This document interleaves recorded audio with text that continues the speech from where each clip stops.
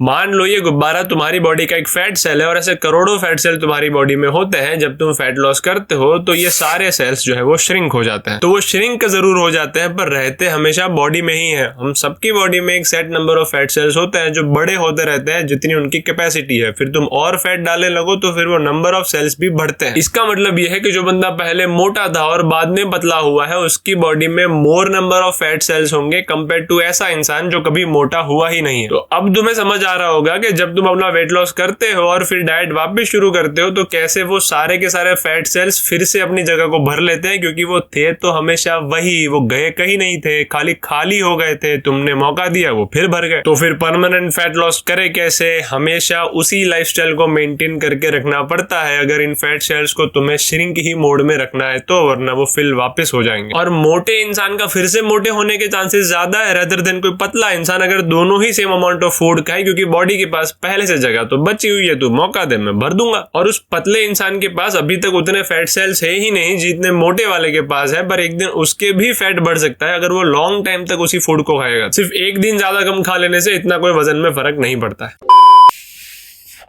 फट ना जाए कहीं पे, एक ही गुब्बारा है।